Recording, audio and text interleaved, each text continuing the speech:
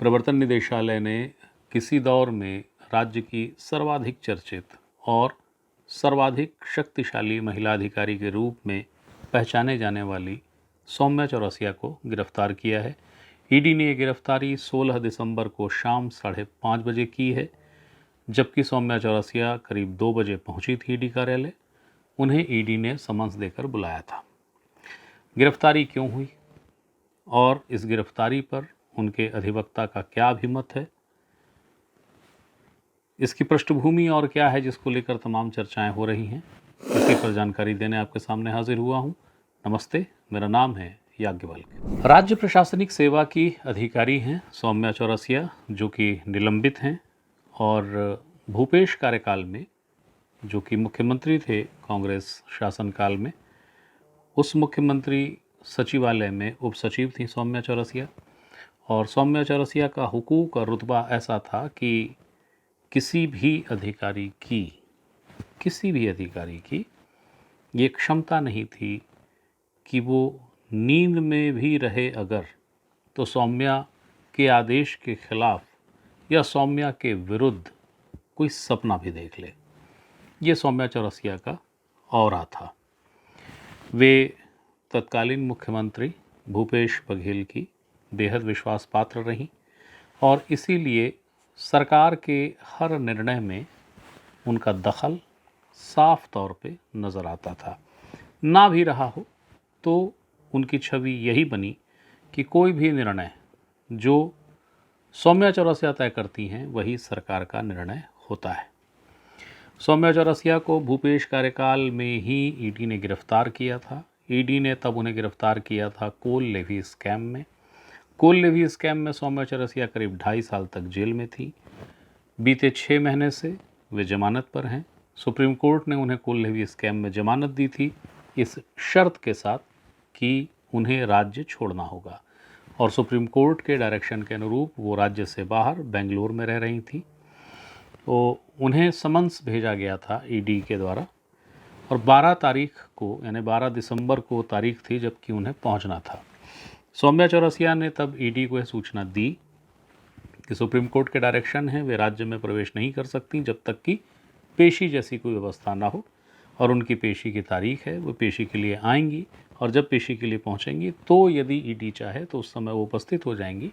ED को जो पूछताछ करना है ईडी कर ले। प्रवर्तन निदेशालय ने इस पर सहमति दी और वो 16 तारीख को करीब 2 बजे पहुंची ईडी कार्यालय। शाम 5:30 बजे ईडी ने कहा कि आपको गिरफ्तार किया जाता है। ग्राउंड ऑफ अरेस्ट यानी कि गिरफ्तारी का आधार और अन्य तमाम चीज़ें, कि आखिर उन्हें गिरफ्तार क्यों किया गया, किस मामले में गिरफ्तार किया गया, इन सवालों का जवाब जानने के लिए हमने बात की उनके अधिवक्ता हर्षवर्धन परगनिया से। जो उन्होंने दूरभाष पर कहा वो यहाँ है, देखिए। हर्ष जी, मैं ये जानना चाहता हूँ कि ये खबरें क्या सच हैं कि सौम्या चौरसिया को ईडी ने गिरफ्तार किया है?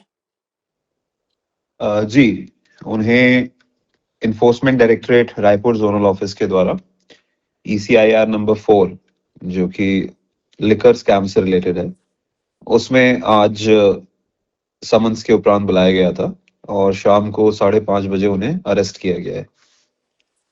क्या आप ये बता सकेंगे हर्ष कि ये जो गिरफ्तारी है उसके कारण क्या है, ग्राउंड ऑफ अरेस्ट जिसको कहा जाता है, वो कुछ स्पष्ट हुआ है? देखिए, गिरफ्तारी का आधार तो मुझे ये लगता है कि मेरे क्लाइंट की कांस्टेंट हरासमेंट ही चाहिए शायद इस कारण से, but legally speaking grounds of arrest में उनके द्वारा ये कहा गया है कि एक दीपेन चावड़ा करके व्यक्ति हैं, एक के श्रीवास्तव करके एक व्यक्ति है और एक लक्ष्मी नारायण बंसल करके व्यक्ति हैं। इन व्यक्तियों द्वारा कुछ अपने स्टेटमेंट्स दिए गए हैं सेक्शन 50 के इन्फोर्समेंट डायरेक्टरेट के समक्ष। उन स्टेटमेंट्स के आधार पर आज उनसे पूछताछ की गई है और क्योंकि उनका जो आंसर्स थे वो इवेजिव थे और जो उनका व्यवहार था वो नॉन कोऑपरेटिव था, उसे बताते हुए उन्हें आज अरेस्ट किया गया है। और एक नाम आपने लिया के श्रीवास्तव, क्या ये वही चर्चित नाम है जो बिलासपुर के हैं? इनके बारे में मुझे जानकारी नहीं है, इन्हें मैं रिप्रेजेंट नहीं करता, तो ये आपने जो सवाल पूछा था उसमें फैक्चुअली इनका नाम वर्णित था ग्राउंड्स ऑफ अरेस्ट पे, तो वैसे जी। मैं इन्हें जानता हूँ। अब प्रक्रिया क्या होगी आगे की? कल इन्हें प्रोड्यूस किया जाएगा कोर्ट में और विधि स्वरूप हम इसका जवाब देंगे इनके अरेस्ट का। कल रिमांड एप्लीकेशन में हमारा जवाब आपको मिलेगा इनके इस सारे ग्राउंड्स का।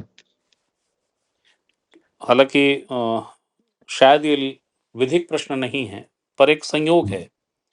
जी इस संयोग पर आप कुछ कहना चाहें तो स्वागत है। पिछली बार जब विधानसभा सत्र चल रहा था, उस समय भूपेश बघेल के चिरंजीव गिरफ्तार हुए। जी अभी भी जब विधानसभा का सत्र चल रहा है, तो सौम्या चौरसिया को ईडी ने गिरफ्तार किया है। दोनों ही में गिरफ्तारी का जो प्रकरण था वो आबकारी है। क्या जी आप इसमें कोई संयोग देखते हैं या कुछ और भी महसूस करते हैं?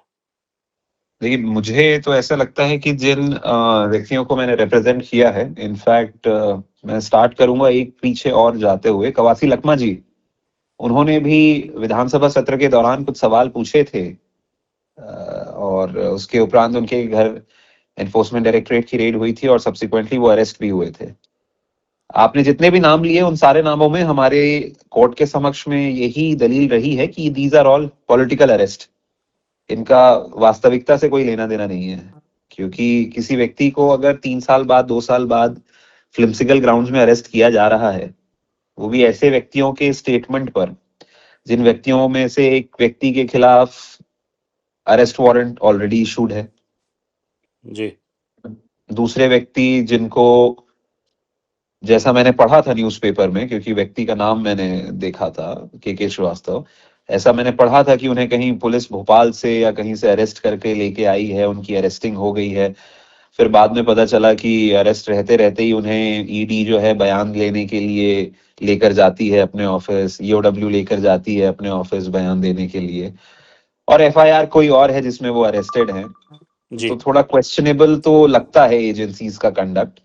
और साथ ही साथ तब जब ऐसे सारे जो सवाल है वो माननीय सर्वोच्च न्यायालय के समक्ष भी उठाए गए हैं कि जी। इन जांच एजेंसियों द्वारा जो इन्वेस्टिगेशन की जा रही है वो कहीं ना कहीं विधि स्वरूप नहीं है। आपको ज्ञात होगा कि कुछ समय पहले आप ही ने शायद ये न्यूज छत्तीसगढ़ में भी प्रसारित करी थी, और हमारे उस केस के हम पार्ट भी थे, जहां पर कोल में जो बेल ग्रांट करी गई थी जी। सुप्रीम माननीय ऑनरेबल सुप्रीम कोर्ट के द्वारा, जी। उसमें से एक अभियुक्त की कैंसलेशन लगी थी, कैंसलेशन ऑफ बेल। हाँ, सूर्यकांत तिवारी। जी, तो उसमें किसी एक निखिल चंद्राकर नामक व्यक्ति के बयान की आधार लेते हुए ये कहा गया था कि देखिए जी, इनका 164 स्टेटमेंट हुआ है और ये सारी चीजें कही गई है।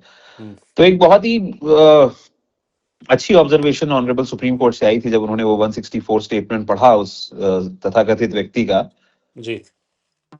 वो कैंसलेशन ऑफ बेल जो लगी थी वो तो एप्लीकेशन खारिज हुई थी, बट एक जो ऑब्जर्वेशन आया था वो ऑनरेबल ने कहा था कि ये स्टेटमेंट आप हमारे लिए लाए हो कि खुद के लिए रखे हो।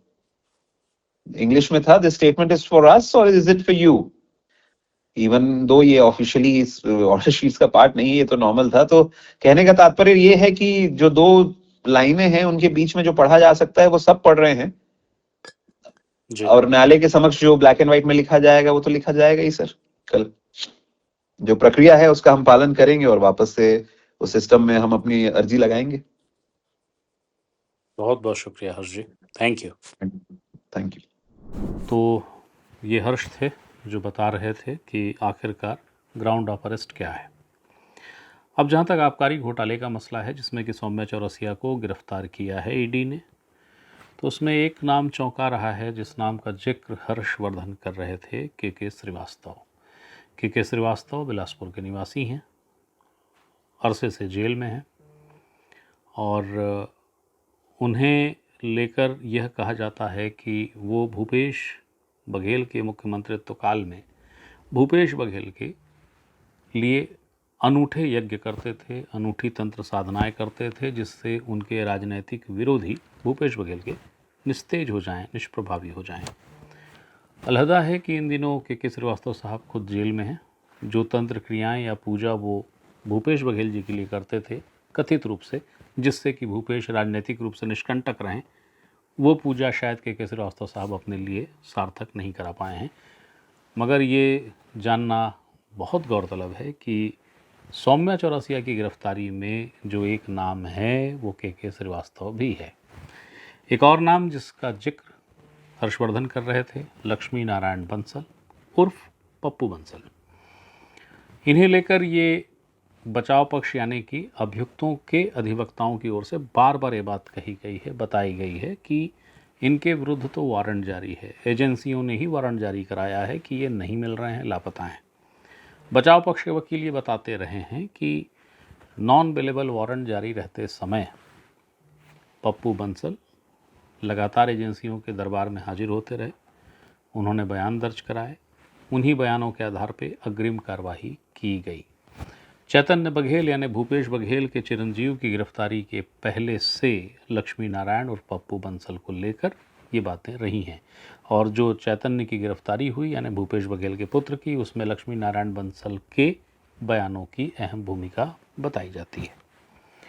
तो इन सारी कार्रवाइयों के बीच में अब ये भी एक मसला कि आखिरकार आबकारी घोटाला क्या है।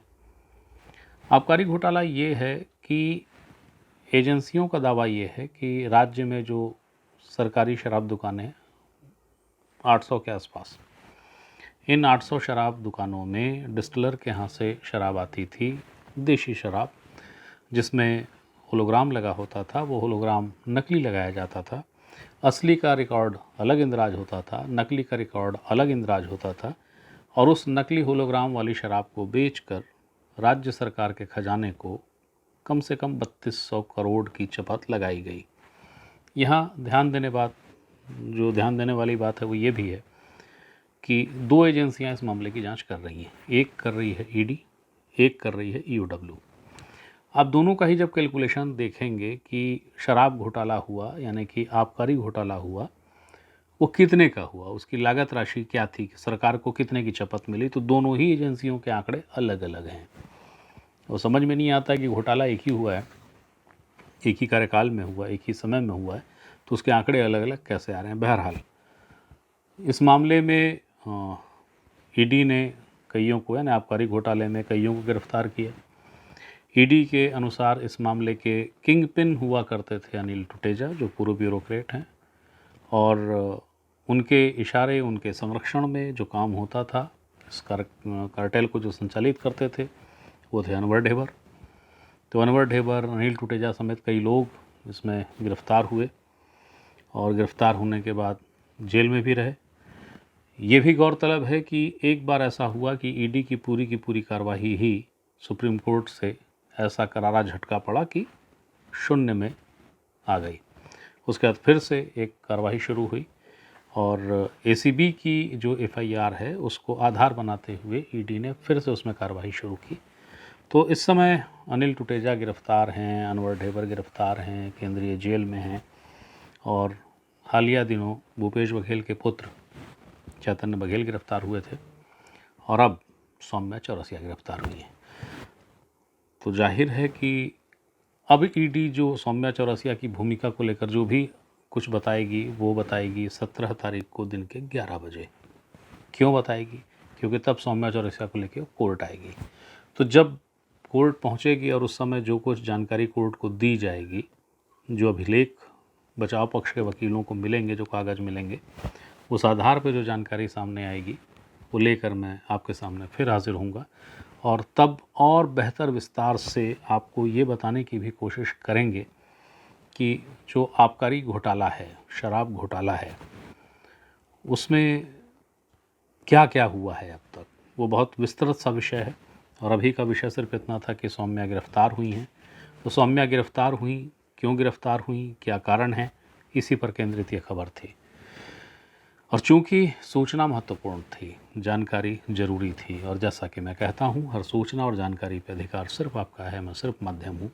सूचना देने आपके सामने हाजिर हुआ था, और अपडेट जो आने वाले दिन में आएंगे, यानी 17 दिसंबर को जो भी सूचनाएं आएंगी, जिसमें हम इस बात का भी कोशिश करेंगे कि आपको बेहतर तरीके से बता सकें कि आबकारी घोटाला क्या है, एजेंसियों को अब तक उसमें क्या हासिल हुआ है, कोर्ट में एजेंसियां क्या कह रही हैं, आंकड़े उसके एजेंसियों के हिसाब से क्या क्या हैं, जो कुछ भी हुआ है वो सब आपके सामने हाजिर करेंगे। तब तक के लिए प्रणाम।